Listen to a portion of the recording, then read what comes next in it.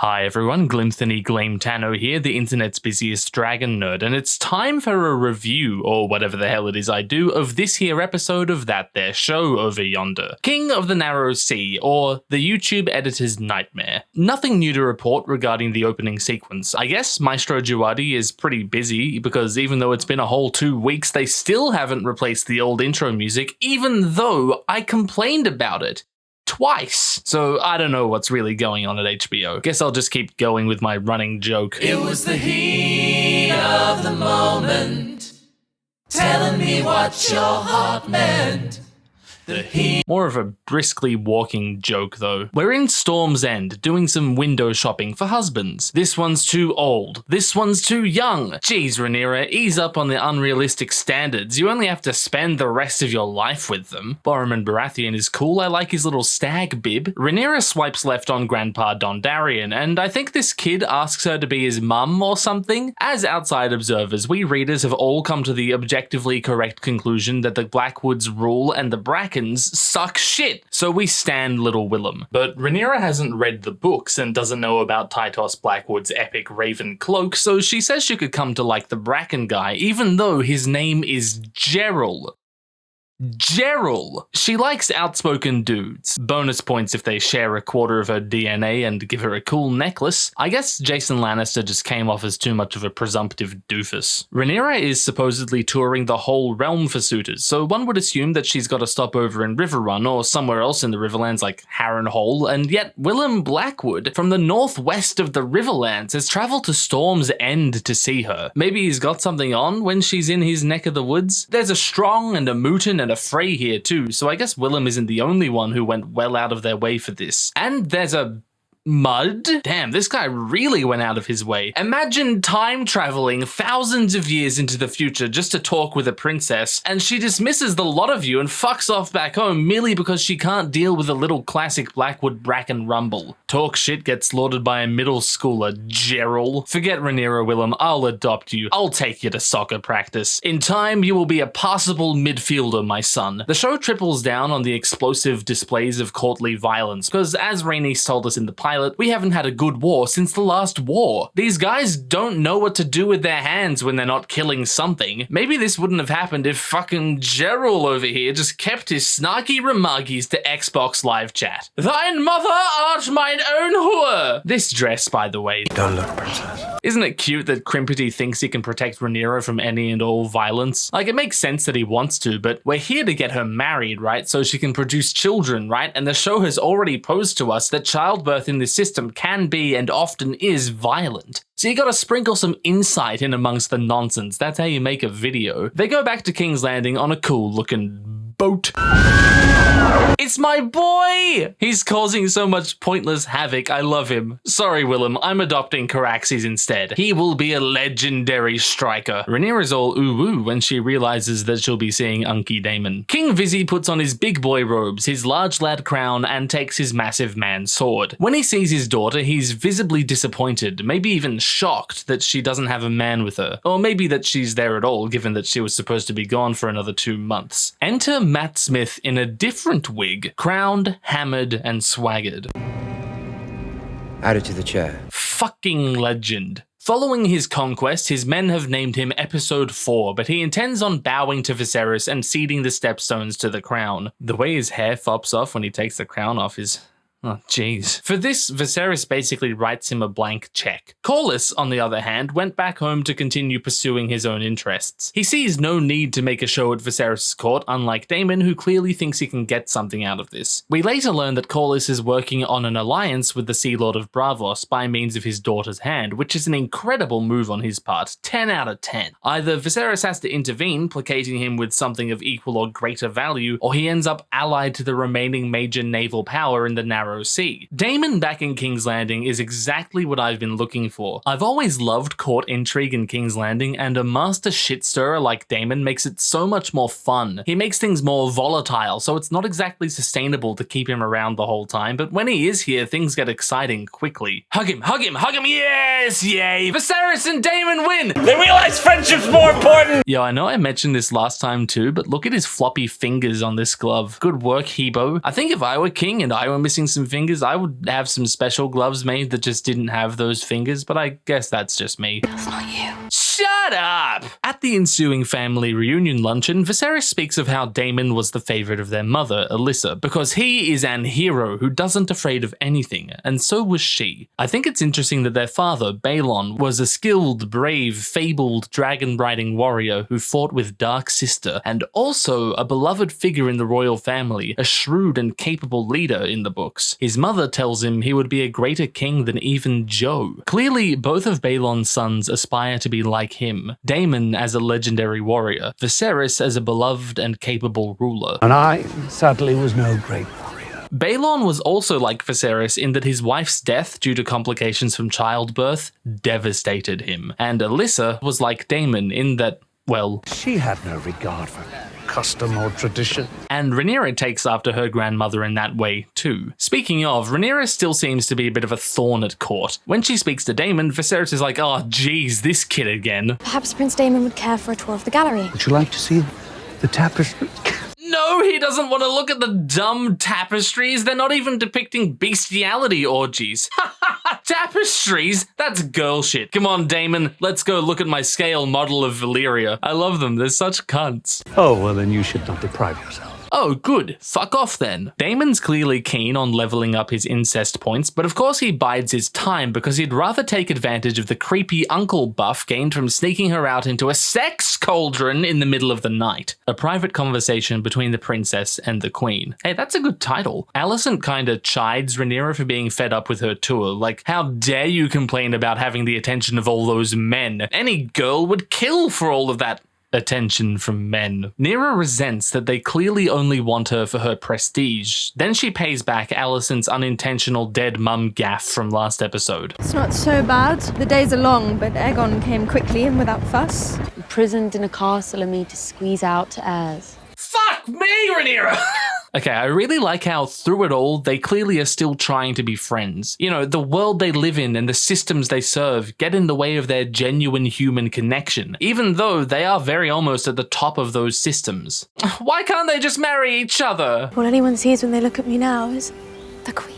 She has nobody else! Ah! In the Godswood, Daemon and Rhaenyra have a cheeky conversation. Okay, why is he so damn handsome? Like, it's just Matt Smith in a different wig. I don't get what's going on here. She asks what he's doing here, and he just smirks and grabs the necklace, and I think everyone's pretty clear on what he's doing here. You've matured yourself these last 4 years, Princess. Oh, jeez. Damon lets us know it's fine. He checked. She's legal. There are worse things to be sold for. Yeah, dude, I don't know if she's bothered by the exact material value she's being exchanged for. I think it's more the general concept of being exchanged for anything. They discuss how marriage differently impacts men and women. Daemon sees it as basically just a political agreement because in his life, that's all it has been. But for Rhaenyra, it's a prison.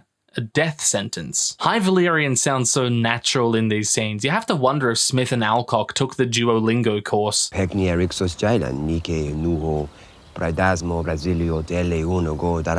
Incredibly, even though they're speaking about mothers in High Valyrian, neither of them say the word that these two incredibly smart characters both agree means mother in Valyrian. Misa means mother in Valerian. I know what Misa means. Never miss an opportunity to dunk on season 6. I think you've got to start wondering, what the hell is this plot? Rhaenyra says the thing I've been saying this whole time, that Aemma was killed by her occupation as a baby haver. If having a male heir wasn't important to Viserys, Aemma would still be alive. The princess refuses to be subject to that, but Daemon chalks that up to fear and drops some carpe diem shit. She doesn't think of it as fear though, but as solitude. Later on, Daemon takes it upon himself to prove to her that she is afraid and that solitude isn't what she wants. That sex isn't just a means by which to produce offspring and enslave women. Sex is a cool little activity you can kill a few hours with on a rainy afternoon, like solving a jigsaw puzzle or playing Twister. Fun for the whole family. Ages don't think about it to however old Joe was. Yeah, sometimes I worry about George's sisters. At a council meeting, Thailand— hey, Rhaenyra's actually on the council, neat. Thailand seems convinced that Corlys Velaryon has basically absconded. You know, he conquered the Stepstones and didn't bother reporting back or renewing his fealty to the crown, and instead he's off making foreign alliances. Certainly it cannot still be Roth. Yeah, geez, it's been a couple of years. Surely he's completely over that time I spurned his proposal for a legitimate alliance that would put him closer to the throne throne, and that time I was chosen over his wife and children as heir to the throne, and that other time my father was chosen over his wife as heir to the throne. He'd have to be crazy to still hold a grudge about that. Mello suggests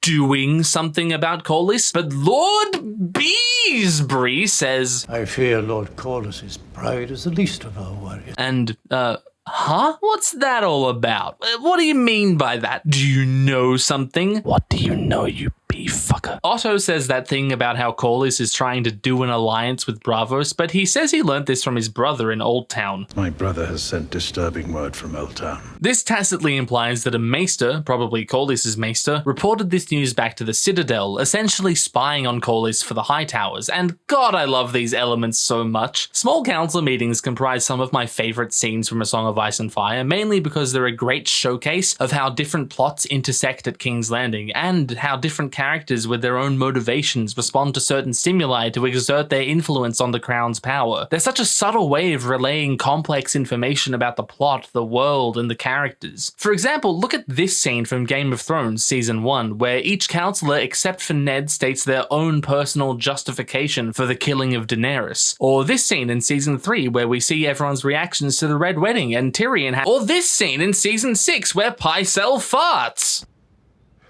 Never miss an opportunity to dunk on Season 6. Plot. Otto all but says that the only way to address the Corlys problem would be for Rhaenyra to marry Laenor, as Strong suggested to Viserys last episode. Rhaenyra clearly understands what this means, and perhaps that further influences her to go along with Daemon's many hijinks that night. Hijinxes. Hijinksies.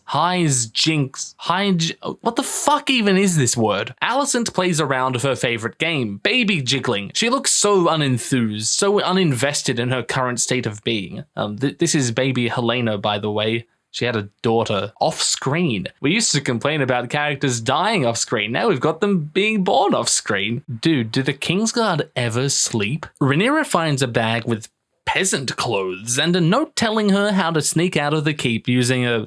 Wait. No way. It's actually happening. I get to do it. Look, I'm sorry to anyone who falls asleep to my videos, but there's no avoiding it, because Rhaenyra uses a secret tunnel! Secret tunnel! Through the castle! Secret tunnel! To wonderfully juxtapose how crude that was, I'd like to dig into the track playing through this section.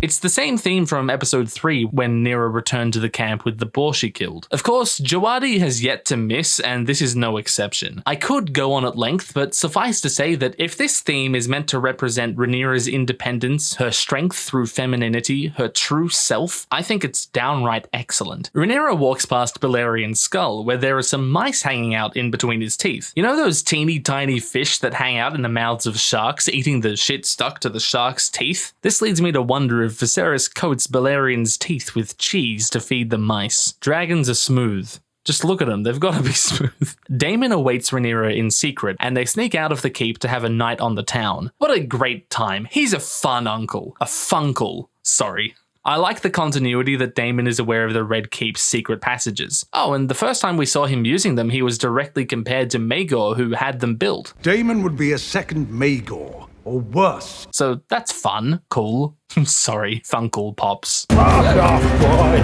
He called me boy. Ah! She's so excited to be treated like a normal person. And also, you know, being thought of as a boy would mean a lot to Rhaenyra because many of the problems in her life and the lives of those around her come from not being boys. What liberation. What an egg moment. Do you wish to know your death, child? I'm not too interested in that, but can you tell me more about today's sponsor, Atlas VPN? Yes, I've been contractually obliged to, so yes. These words I'm saying and the accompanying visuals are brought to you by Atlas VPN. Use the link in the description for an honestly silly deal. You can get the best VPN deal on the market by going to get.atlasvpn.com/Glidus for 82% off. Are you sitting down? Because that's $1.99 per month, and you can have that for 3 years with a 30-day money-back guarantee. With a single subscription to Atlas VPN, you can protect your data, stream privacy, privately and enjoy blazing fast speeds on unlimited devices. By using Atlas VPN servers around the world, you can find lower prices in certain places and unlock region-gated content, which is still a thing for some reason. See, now I can fill the void with friends. Join 6 million active users today by going to get.atlasvpn.com/Glidus. Time is of the essence, so get your deal by clicking the link in the video description below. Thanks again to Atlas VPN for doing a sponsorino on me video, which is now resuming currently right this moment. 3, 2, 1, here we go. Everyone, gather round. I'm going to have a bath. Who wants to watch? Who wants to wash? Ooh, excellent. A private sponge bath from my child bride. She's positively glowing with excitement, thinking of how exactly she can thank her father for giving her this life. Oh, they've gone to a play. Fucking boring. Nah, I love this shit. Like the Bloody Hand or the Ember Island players, having our main characters experience a negative outside perspective of themselves is a great opportunity for interest. We don't learn too much though. We already know pretty much everything the play presents, but it is good to have a pulse on what the common folk think and how our characters feel about that. Their wants are of no consequence. Alright mate, we'll see how that goes for you. Oh, he is looking. Forget rulers in Westeros. Women can't even be actors. Since day one, I've praised this show's usage of intercutting scenes to juxtapose its characters and illustrate its messages, and I'll continue to do so here. Showing us this night from both Alicent and Rhaenyra's perspectives is a perfect way of illustrating what marriage and sex means to them. Rhaenyra has a wild night of fuckery in every sense of the word, learning about the excitement and passion and freedom of hanky and or panky, while Alicent is confined to her marriage. We see her looking out the window, yearning for the wider world, but bound to the cage of wedlock and child rearing. She's a tool for Viserys. A tool for scrub-a-dub-dubbing his weird fucked up skin, and a tool for processing his jizz, a tool for raising his children. Emma, at least, seemed to truly love Viserys, but Alicent's life embodies everything Rhaenyra has to fear about marriage. You know what this discussion about women's role in marriage really needs though? More talk about men. So far, each episode's name has been pretty clearly tied in with its subject matter, but this one, King of the Narrow Sea, at first glance seems pretty tangential. It's just the title Daemon says his men gave him, right? We don't even see the stepstones, it's merely said once and is of minor relevance to the plot. King of the Narrow Sea. But no, there's more to it than that. Because Germ is a filthy old man who can't resist his urge to make references to reproductive anatomy in his made-up world's geography, giants, lands, bloody gate, the teats. Come on, man. Think of what the Narrow Sea might mean and what it means for Daemon to claim rulership over it, and for him to cede that rulership to Viserys. This episode is about sex and who is in control of it, the power associated with it, right? Yeah, that's our theme. It seems no one can stop talking about it. Come. Come. Come. What is this place? It's where people come. Come. Come. From my blood. Come. So the episode explores Alicent's wifely duties and leaves us asking questions about the power dynamics between Rhaenyra and Daemon, or Rhaenyra and Cribbage. Even Mysaria's relationship with Daemon is given time to shine. Having been abandoned by him, she is now truly independent and makes her way in the world by selling information to, well, Otto and presumably others, and the information she sells in this episode is about Rhaenyra's sex life. Side note, it's entirely possible that Otto learnt about the air for a day thing in episode 1 from her as well. Anyway, Otto attempts to use information of Rhaenyra's sexual exploits to control the political situation, which backfires spectacularly. Daemon attempts to use Rhaenyra's sexual adventures to control her, regardless of whether or not he loves her or thinks that marrying him would be good for her. That is what he's doing. And of course, when Rhaenyra does embrace the freedom he's professing, does learn to enjoy this part of her nature and take control of it, he wants no part of it. Crabapple, on the other hand, has no interest in controlling Rhaenyra in this way. Rather, she exercises control over him. Now, he's clearly into her, but he did oath to her dad that he would never ever fuck anything ever, and that's super important. But it's hard for him to refuse an order from his princess. But if anyone finds out, he could be gelded or executed. But he wants his helmet back. But if you have to discuss this many conditionals when deciding to have sex with someone, it's at the very least kind of fucked up. In the case of Viserys and Alicent, well, it's pretty obvious who holds the cards and who would rather be back in the Godswood with her friend's head in her lap. It is very clear that Alicent wants no part in this, and that is of no relevance to Viserys. I think that's enough about sexy times for now. The other thing going on in this episode is consequences. Now we must both suffer the consequences. It will rid you of any unwanted consequences.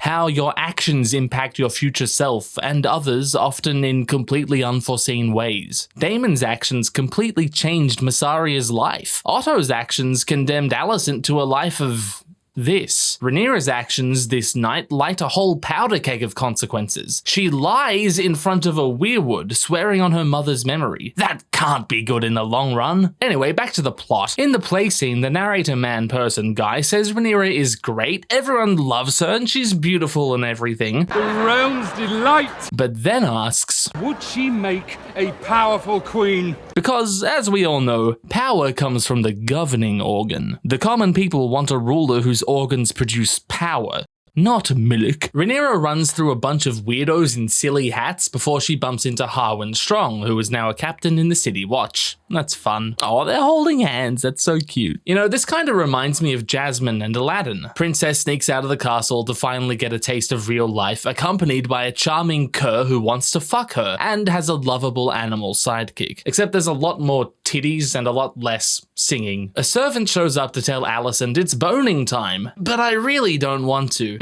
Off you go. The next couple of scenes feature a lot of body parts that here on YouTube happen to be illegal. So enjoy looking at this stock footage I found between the couch cushions. We cut back and forth between the sex cauldron, where people use their bodies to have fun and express themselves and shit, to Viserys' bedroom, where not much expression at all is happening. Is circumcision common in Westeros? Daemon yoinks his niece's hat and shows her to a seedy corridor, where they get seen by some of the people who aren't too busy doing sex to each other. The chaotic, passionate kiss between them is directly compared with the detached, dissociated sex between the king and the queen. Viserys grabs Alicent's hand and forces her head to face him, to feign some illusion of connection between them. You can see her reaching for her cuticles, that sign of anxiety we saw from her in the first 2 episodes. Now, my favorite part of the episode has to be when Daemon says, "It's Daemoning time," and Daemon's all over the place. Not so funkle anymore. Having achieved incest level 80, he calls time out when Rhaenyra gets all into it. Surely there's a multitude of reasons for this, like his desire for control, or maybe he left the iron on, or maybe, a very tiny maybe you can barely make out in the distance, he remembered that cool kids don't have sex with family members half their age. Sonic the Hedgehog says no. It's probably the iron thing though. Great attention to detail with Viserys' disgusting fucking body. Remy says hi, probably wondering about that cheese. You think these bushes in the courtyard are meant to look like dicks? Rhaenyra returns through the front door, all huffed up and stuff. Kroombo's like, what the fuck's going on here? How did you come from that direction? I shall alert the Lord Commander.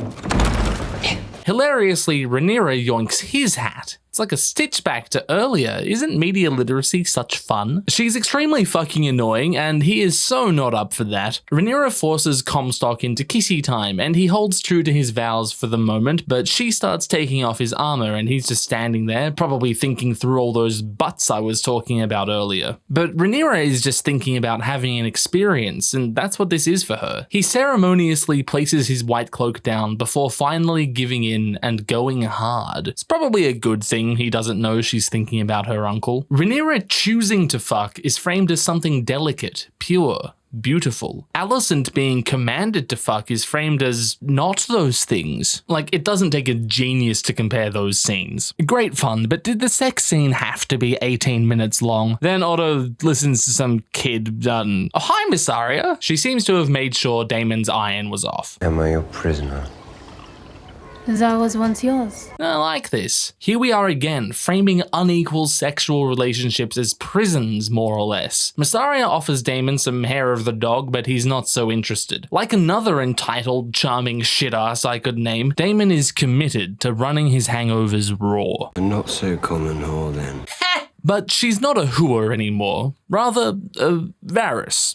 She's a Varys now. And this kid shows up to give her some money. Otto takes a lengthy piss outside Viserys' bedroom. He doesn't want to look like he's accusing Rhaenyra of anything, so he does as best he can to beat around that bush. They were engaged in behaviors unbecoming of a maiden. Dude, we're all adults here. You can just say that she was up on the hot D. Viserys isn't so into all this bullshit and forces it out of him. Now speak it plainly. They fucked! Is the model getting bigger every episode? That's mad. Before long, it'll take over the whole room and Viserys is going to be sleeping in a cupboard. Ooh, but Alicent is spying on them. Well, not really. She's just in the room also. Can't be blamed for paying attention. Viserys is not cool with this report. Oh my god, legend, please stop rapping Alicent so I can like you more. Enraged, he questions the veracity of Otto's information, and then his motives in collecting such gossip. You're so sick with ambition that you would have my daughter stalked. And because he is, as it turns out, not an idiot, he makes clear that Otto's plans aren't so clever and he angrily dismisses him. As always, Considine is fucking terrific, but this is a standout for Evans as well. Reese. Crackle is extremely awkward the next morning, and though Rhaenyra thinks she's got a new fling thing, turns out he's just there to relay a message from Alicent. Rhaenyra meets her stepmum in the Godswood, where she's confronted about, the plot. The princess plays coy, but the queen seems quite headstrong in the belief that some ungodly fuckling did occur. To question my virtue is an act of treason. Oh, and we all know how treason goes down in Viserys' house. Rhaenyra tells Alicent the truth of it. Kinda. Interestingly, in her defense, she relies on her perceived lack of agency. And I asked to go home, but Damon wished to continue. As he was my escort, I had no real choice. And then she commits a big no-no. Damon never touched me. I swear this to you, upon the memory of my mother. Oh. Lying on Emma's memory would be bad enough, but the old gods are watching as well, and this is where I start to get behind the addition of a weirwood in the Red Keep Godswood. In both the books and the original show, there is no weirwood here. While there is a heart tree, it's actually an oak, and now I'll never receive a comment about that ever again. But yeah, the added connotations of a weirwood watching all of these conversations is a good move in the long run, and I'm excited to see how they integrate this tree into the plot going forward. Thanks for watching Tree Review. So a lot of people interpret this as Rhaenyra lying to her best friend on her mother's memory in front of a weirwood in the sight of the old gods. That's right, Bran is watching. It was so beautiful that night. And you were so beautiful. Okay, that's enough from you. But this is so outrageously brazen of her, I think it's more believable that the bump on the noggin she received earlier has fucked up her short-term memory and she literally doesn't remember what happened last night. Either that or we're seeing exactly how Daemon-like she really is, lying to the people who care about her, breaking sacred traditional rules, having no regard for the sacrosanct. Continuing our investigation of finding out, having previously fucked around, Daemon makes the next morning stumble home from the pub and is taken custody of by the police who live in his brother's house. The king demands an audience, my friend. Why do fun things always have consequences? Take your fucking hands off me. I love how dead this delivery is. That's perfect. It's so interesting seeing Daemon completely vulnerable after being completely untouchable last episode. Bet you wish you had your helmet now, hey? He's just gonna have a bit of a nap. He says nothing when Viserys accuses him of defiling Rhaenyra. It's easier for him to stake a claim to her hand if she has been defiled. Again, we get an examination of how sex is perceived differently for men and women. We fucked our way through most of the brothels on the Street of Silk. We were young men. She is just a girl. Were I born a man, I could bear Tim if I wanted. But you were born a woman. I knew there was something wrong with you. A woman! Viserys then yells about how his daughter, his heir, is now ruined and nobody will want to marry her now because, as everyone knows, sex ruins girls. She's not a car, Viserys! Her resale value hasn't gone down! Daemon is like, what, lol? You're the king, you're the dragon, you're the boss, you're the man now, dog. Just force people to do things, it'll be fun. And hey, if nobody else wants her, I'm down. I want Rhaenyra. I'll take her as she is and wed her in the tradition of our house. Aw, he wants to marry her, trying to cash in the blank check Viserys wrote him earlier. Unfortunately, the check bounces and he's deported back to the Vale. And we will return the House of the Dragon to its proper glory. I like how he implicitly states that the house has fallen from grace under Viserys. That's cheeky. But yeah, we'll see how that goes for you, Prince Daemo. He invokes traditional Targaryen polygamy, and that really pisses Viserys off because clearly Daemon isn't cool enough to do that, unlike the two other Targaryens who were allowed to do that. It's not my daughter you lust for. Or is it? It's my throne. A little from column A, a little from column B. He's just gonna continue his little nap here if nobody minds. Next, the warden has a chat with his prisoner. Holy shit, why is this shot so beautiful? Alicent tells Viserys she doesn't think Rhaenyra lied and that she didn't fuckle anyone and that maybe Daemon lied. How does confessing to such things serve him? By reducing you. Holy shit, she's smart, but she's too blinded by her desire to maintain her friendship with Rhaenyra to realize that she is not without fault. It is not in Rhaenyra's nature to be deceitful. It wouldn't be hard for her to play this situation in a way that gets her children on the throne, but I think it's quite clear that that's not what's important to her. Do you not want your son to be king? What mother wouldn't? What's more important to her is her friend. Or, I'll say it again, this Alicent is so much more sympathetic than her book counterpart. The Kingsguard lead Rhaenyra to her dad's room. Rhaenyra reaches for Peter's dagger, resting in the fire, and Viserys starts talking about it. That dagger once belonged to Aegon the Conqueror. Yeah, I'm still gonna call it Peter's though, thanks. It apparently belonged to Aenor the Exile too, and even before him. This thing came from way back, jeez. Before Aegon's death, the last of the Valyrian pyromancers hid his song in the steel. Yeah, I always write my dreams down on a knife. Where else are you supposed to write them? From my blood come the prince that was promised. It's cool to know that they can still read the old Valyrian script. It'd be easy to let that knowledge fade. So yeah, Viserys goes over the prophecy again as a means of emphasizing how important it is that Rhaenyra not become a huge fuck up. It is larger than you and your desires. This series is at its best where it deals with the confluence of the personal, the political, the magical, and of course, as George himself is so fond of putting it, the human heart in conflict with itself. Jaehaerys would have disinherited you. Mate, old Joe would have disinherited her long ago on the grounds of daring to possess boobs. Rather than just disinherit Rhaenyra though, which he reasons will just cause bigger problems down the line, Viserys forces the issue and makes her marry Laenor Velaryon, which, like everything else Lionel Strong suggests, is a great idea politically. But military strength isn't everything, and Rhaenyra asks what Viserys' plan is concerning the obviously scheming ass bastard whispering in his ear. How can that be accomplished with your most trusted advisor so self-interested? Viserys says, well, everyone is self-interested, but Nyra just says, I disagree. I would have appreciated a more in-depth rebuttal, like how truly leal servants do come about when a leader inspires such loyalty, but that would definitely come across as her calling him weak. And holy shit, she says she'll marry Laenor, but only on the condition that Viserys bins Otto. So in the book, we're not told any deeper motivation behind this event. It sounds like Viserys just got sick of Otto bothering him about making Aegon his heir. The show's decision to put Rhaenyra behind his dismissal instead is a great change. It makes it so much more complex and juicy, and leveraging it with the Velaryon alliance, yeah, I'm a big fan of this. In the council chamber, Viserys rambles to Otto about his dad. We learned that in the show, Balon only served as hand for 5 days. How long did it take you to choose yourself over your king? Epic! Strong moment from Vizzy. He accuses his hand of having schemed from the moment his wife's corpse lay burning to put his own line on the throne. That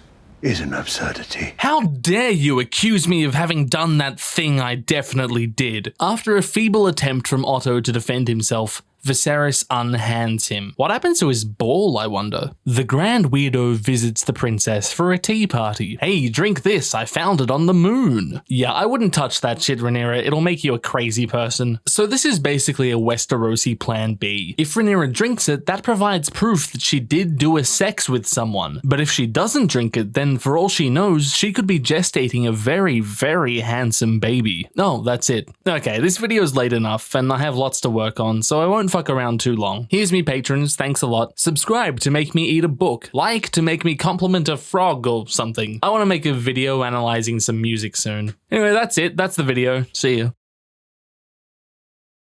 Don't mega fuckle with mega shuckle. He's got a cutlery drawer that he calls his dream journal. It's just a row of knives that he etches his weird fucking dreams into.